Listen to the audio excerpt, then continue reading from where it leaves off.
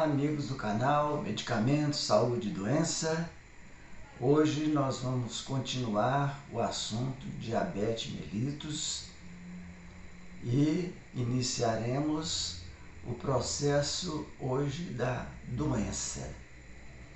Anteriormente nós falamos nos vários fatores que poderiam ser fatores que iriam trazer alguma influência no processo da doença diabetes. Hoje nós vamos começar com a doença em si. Mesmo assim, nós ainda vamos dividir em duas partes, a doença em si, e num próximo episódio nós vamos falar nas consequências maiores da doença e no tratamento. Hoje nós vamos descrever a doença. Bem, diabetes mellitus é uma doença sistêmica, crônica, caracterizada por problemas metabólicos e vasculares. Os problemas metabólicos ocorrem no início da doença quando há alteração no metabolismo dos carboidratos, gorduras e proteínas, e a consequência é a hiperglicemia. Os problemas vasculares são aterosclerose, que é o acúmulo de gordura dentro das paredes das veias, e alterações dos pequenos vasos sanguíneos que afetam principalmente a retina e os rins. As manifestações clínicas incluem hipertensão, infarto do miocárdio, AVC, retinopatia, cegueira, nefropatia e doença vascular periférica. Isso quer dizer, com a evolução da doença, qualquer um desses problemas ou mais de um deles pode ocorrer. Como é que a gente classifica o diabetes? São dois tipos, o diabetes tipo 1 e o diabetes tipo 2.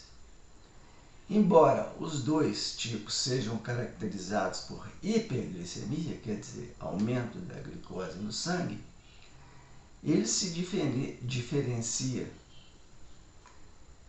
pelo início, pelo curso, pela patologia e pelo tratamento. São diferentes. Outros tipos de diabetes podem também ser induzidos por doença, algumas drogas, gravidez. Vamos falar inicialmente no tipo 1.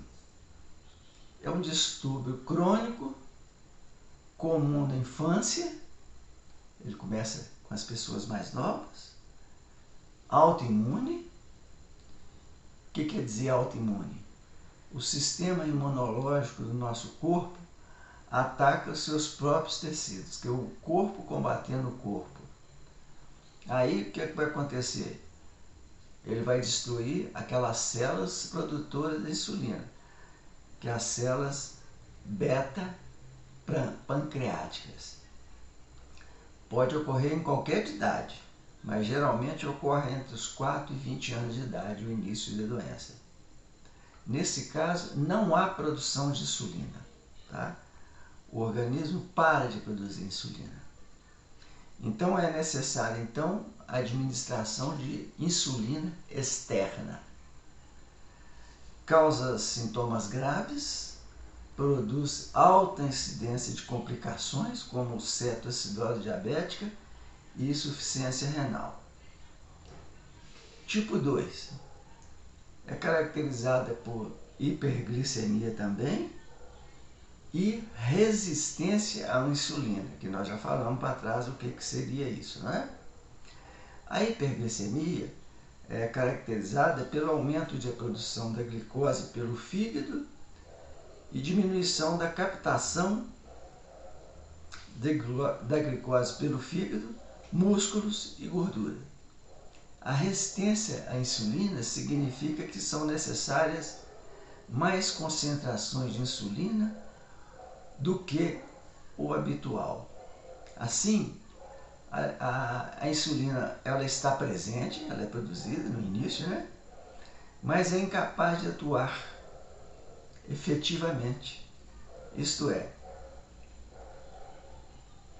inibir a produção hepática de glicose e causar a passagem da glicose da corrente sanguínea para o fígado, músculos e adipócitos. A maior parte da resistência à insulina é atribuída ao comprometimento da ação da insulina em nível celular, como já explicamos, possivelmente relacionado a mecanismos intracelulares pós-receptores, quer dizer, mecanismos que depois que a insulina entra na célula, aquela sinalização é prejudicada, ela não conseguindo produzir os efeitos que dela se espera.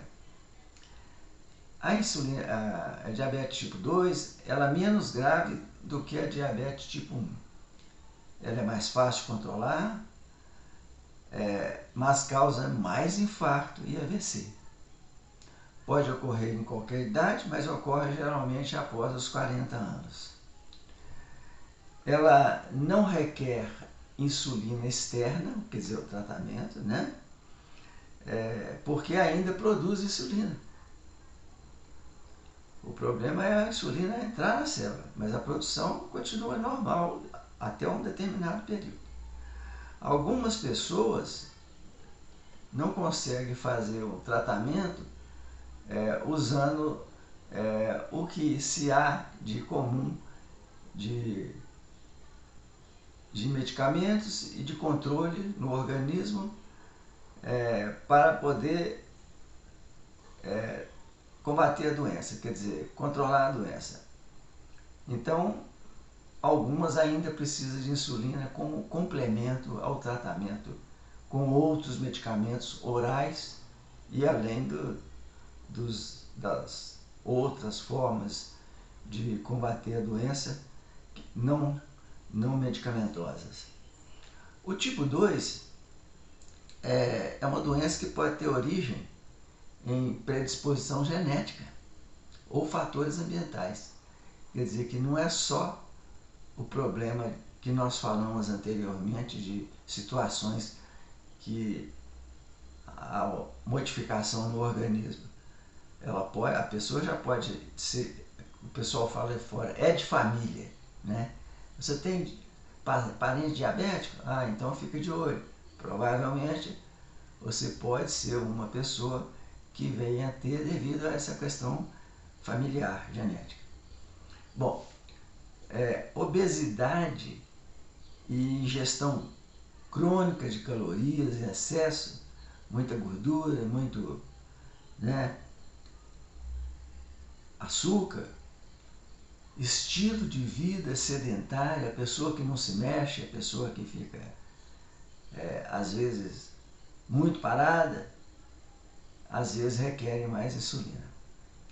O aumento da necessidade da insulina provoca estimulação prolongada e, por fim, fadiga das células beta-pancreáticas, né? Consequentemente, as células se tornam menos responsivas a níveis sanguíneos elevados de glicose e são menos capazes de produzir insulina suficiente para atender às necessidades metabólicas. Assim, a insulina é produzida, mas é inadequada ou ineficaz, principalmente quando há aumento de demanda de insulina, no caso, por exemplo, de obesidade, gravidez, envelhecimento e outros fatores. Bom, assim é a doença e nós terminamos esse episódio, porque o próximo episódio nós vamos dar sequência e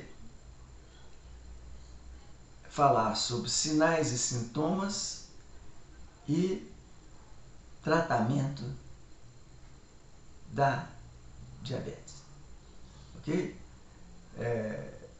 Se vocês gostaram dessa explicação, dá um like para mim no canal. Nós vamos na próxima vez, completar esse assunto diabetes mellitus. Um abraço para todos, até a próxima.